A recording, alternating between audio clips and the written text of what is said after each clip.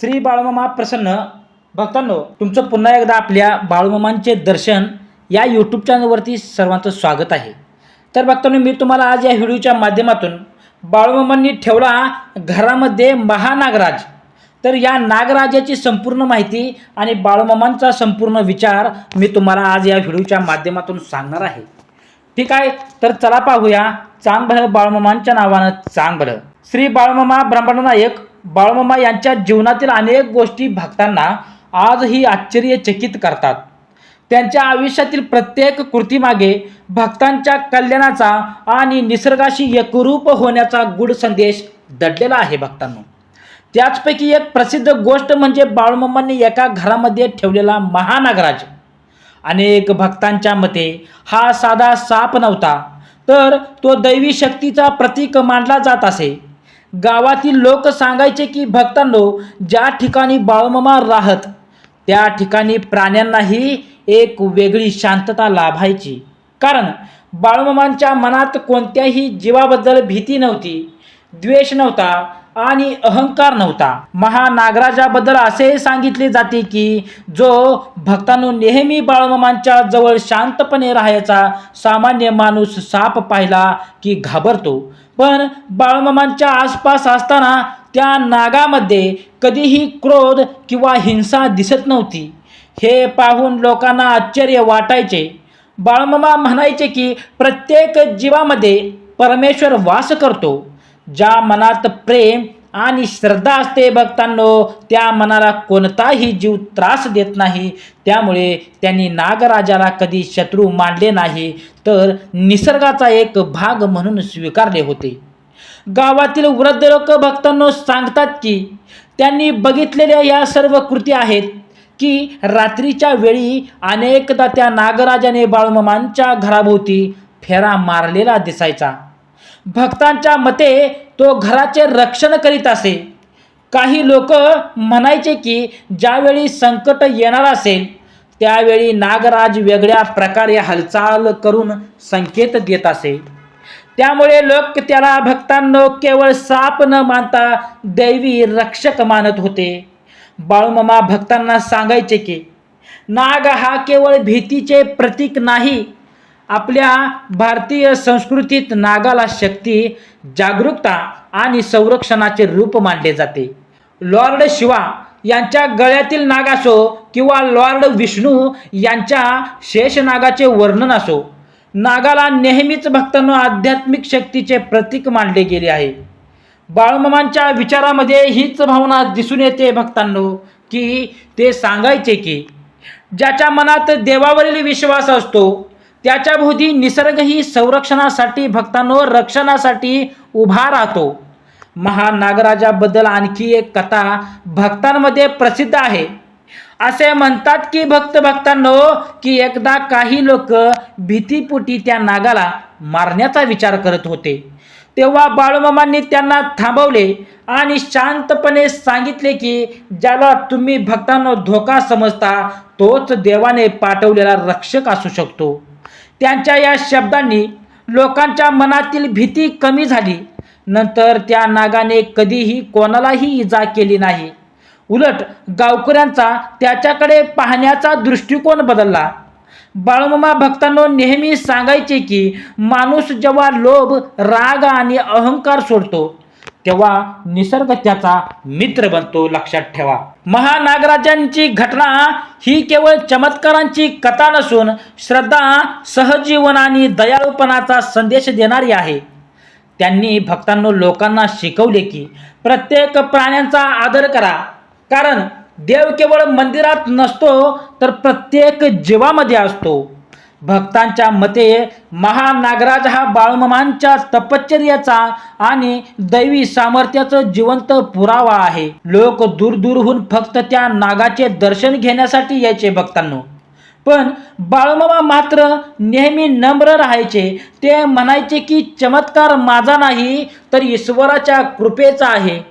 त्यामुळे त्यांनी कधीही स्वतःला मोठे सिद्ध करण्याचा प्रयत्न केला नाही. अनेक जण आजही सांगतात की भक्तांनो बाळूमामांच्या घराजवळ गेल्यावर एक अद्भुत शांतता जाणवते. भक्तांच्या मनात असा विश्वास आहे की त्या महानागराजांची भक्तांनो दैवी ऊर्जा आजही त्या भूमीत आहे. काही भक्त तर नागपंचमीच्या दिवशी बाळूमामांचे स्मरण करून नागदेवतेची पूजा करतात आणि घरात सुख समृद्धीची प्रार्थना करतात. या कथेमागचा खरा संदेश असा आहे की भीतीपेक्षा श्रद्धा मोठी असते. जिथे प्रेम, दया भक्तांनो आणि ईश्वरावरील पूर्ण विश्वास असतो भक्तांनो, तिथेच संकटेही रक्षण करते बनतात. बाळूमामांनी महानागराजाच्या माध्यमातून लोकांना हेच शिकवले की निसर्गाशी प्रेमाने वागा, प्रत्येक जीवाचा आदर करा आणि मनात देवावर आढळ श्रद्धा ठेवा. त्याचबरोबर भक्तांनो, महानागराजाबद्दल भक्तांनो अजून काही कथा मी तुम्हाला सांगणार आहे. सत्य परिस्थितीवर आधारित ज्या घटना आहेत. तर भक्तांनो, जुने भक्त सांगतात की बाळूमामांच्या घराजवळ रात्रीच्या वेळी एक विचित्र तेज दिसायचे. उजेड दिसायचा असल्या अंधाऱ्या रात्री सुरुवातीला लोकांना वाटायचे की कोणीतरी दिवा लावला असेल, पण जवळ गेल्यावर कळायचे की ते तेज महानागराजाच्या फण्याजवळ चमकत आहे. अनेकांना वाटायचे की ही साधी घटना नाही तर दैवी शक्तीचे चिन्ह आहे. एक वृद्ध भक्त सांगायचा की एकदा पावसाळ्याच्या काळात गावात मोठे संकट आले होते. सतत पाऊस पडत होता आणि लोकांच्या घरामध्ये पाणी घुसत होते.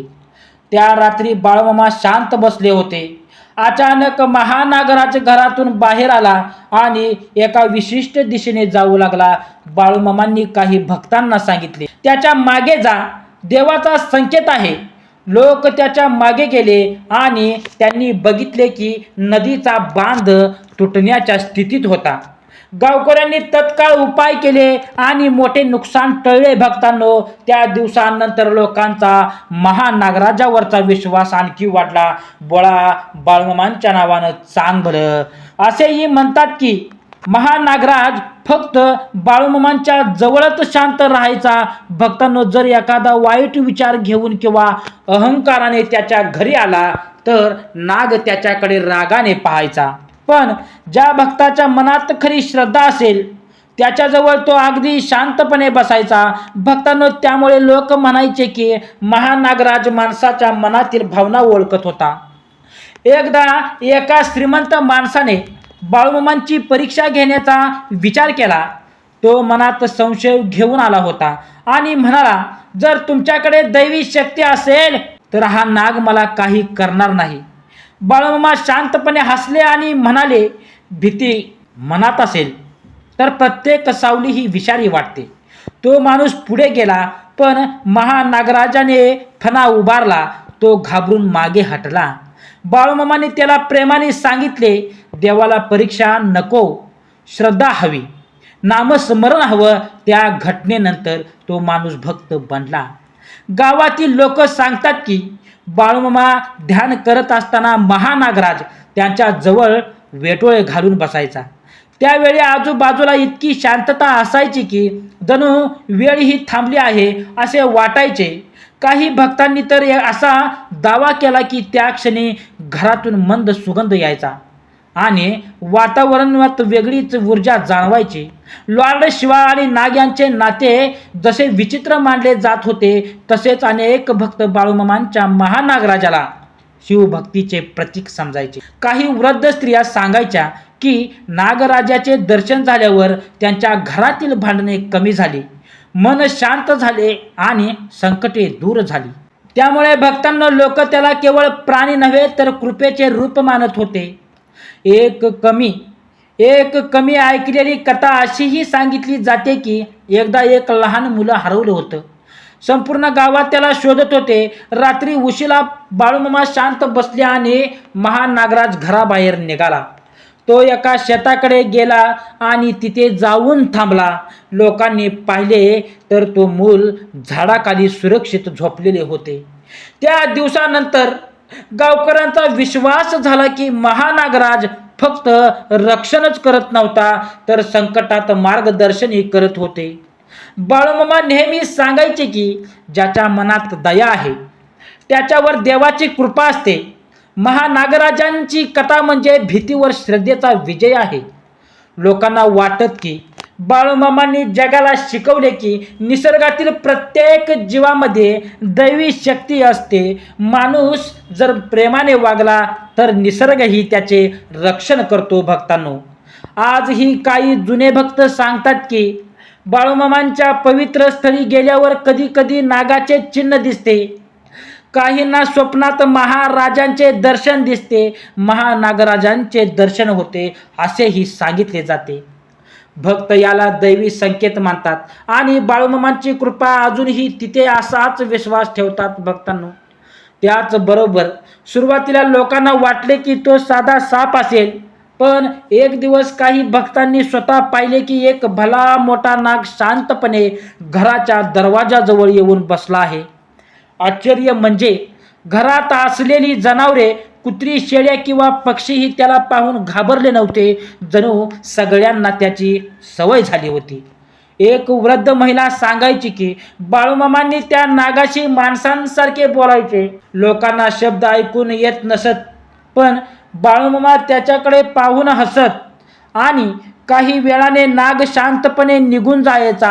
हे दृश्य पाहून अनेकांच्या अंगावर काटा यायचा. भक्त म्हणायचे की हा सामान्य नाग नव्हता, तर ईश्वराने पाठवलेला दैवी दूत होता असेही सांगितले जाते. भक्तांनो, अरे माझ्या भक्तांनो, असेही सांगितले जाते की एकदा गावात एक तांत्रिक आला होता. त्याला बाळूमामांच्या कीर्तीचा हेवा वाटत होता. तो म्हणाला की जर तुमच्याकडे खऱ्या शक्ती असतील तर तुमचा नाग माझ्या मंत्रापुढे टिकणार नाही. त्याने काही विधी सुरू केले. वातावरण अचानक विचित्र झाले, पण त्याच वेळी महानागराज शांतपणे पुढे आला आणि फणा उभारून त्या तांत्रिकासमोर उभा राहिला. काही क्षणातच त्या तांत्रिकाचे मंत्र निष्फळ झाले. तो घाबरला आणि बाळूमामांच्या चरणी पडला. बाळूमामांनी त्याला शिक्षा केली. त्याला शिक्षा केली नाही भक्तांनो मामांनी, उलट म्हणाले दैवी शक्ती ही लोकांच्या भल्यासाठी असते, गर्वासाठी नाही. काही भक्त सांगतात की महानागराजाच्या डोळ्यामध्ये एक विचित्र तेज होते. जो कोणी त्याच्याकडे काही क्षण पाहायचा त्याचे मन शांत व्हायचे. गावातील वृद्ध लोक म्हणायचे की त्या नागामध्ये राग नव्हता, फक्त जागरूकता होती. तो फक्त तेव्हाच फणा काढायचा जेव्हा कोणाच्या मनात वाईट हेतू असेल. भक्तांनो, एक फार जुनी कथा अशी सांगितली जाते की एकदा बाळूमामांच्या घराजवळ एक विषारी सापाने एका माणसाला दंश केला. लोक घाबरले आणि त्या माणसाला बाळूमामाकडे आणले. बाळूमामांनी शांतपणे त्याच्या कपाळावर हात ठेवला आणि महानागराजांकडे पाहून काही शब्द उच्चारले.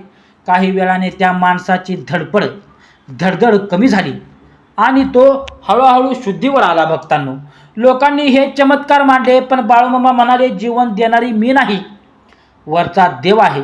लॉर्ड शिवा यांच्या घटनावस्थेत, ध्यानावस्थेत जसा नाग संरक्षणासाठी असतो, तसाच महानागराजा बाळूमामांच्या आध्यात्मिक शक्तीचा साथीदार मानला जाऊ लागला. भक्त म्हणायचे की ज्या घरात श्रद्धा, दया आणि सत्य असते तिथे निसर्गही संरक्षणासाठी उभा राहतो. आणखी एक कमी ऐकलेली गोष्ट अशी सांगितली जाते की काही वेळा मध्यरात्री बाळूमामांच्या घरातून घंटा नादासारखा हलका आवाज यायचा. लोक बाहेर येऊन पाहायचे तर महानागराज दाराजवळ वेटोळे घालून बसलेला दिसायचा. भक्ताचा विश्वास होता की त्यावेळी दैवी शक्ती जागरूक होत असे. काही लोक तर त्या क्षणी दूरवर मंद सुगंध पसरत असलेल्याचे सांगायचे. बाळूमामा नेहमी लोकांना सांगायचे की भीती माणसाला अंध करते, पण श्रद्धा त्याला देवाजवळ नेते. महानागराजांची कथा ही फक्त चमत्काराची गोष्ट नाही भक्तांनो, तर ती माणूस आणि निसर्ग यांच्यातील अद्भुत नात्यांची जाणीव करून देते. त्यांच्या मते प्रत्येक जीवाला प्रेम दिले तर तोही प्रेमच परत देतो. म्हणूनच महानागराज बाळूमामांच्या आयुष्यात भयाचे नव्हे तर कृपेचे प्रतीक बनला, लक्षात ठेवा. बोला बाळूमामांच्या नावानं चांगलं, ही आपल्या महान नागराजांची कथा आहे भक्तांनो. ही आपल्या बाळूमामांच्या घरात असलेल्या नागराजांची घडलेली कथा आहे, लक्षात ठेवा. बोला बाळूमामांच्या नावानं चांगलं, हलसिद्धनाथांच्या नावानं चांगलं. जय नागराज. ठीक आहे. तर अशाच प्रकारचे भक्तिमय संदेश ऐकण्यासाठी आत्ताच आपल्या चॅनलला लाईक करा, कमेंट करा, शेअर करा, सबस्क्राईब करून बेल आयकॉनचं बटन दाबा. जय बाळूमामा. श्री स्वामी समर्थ.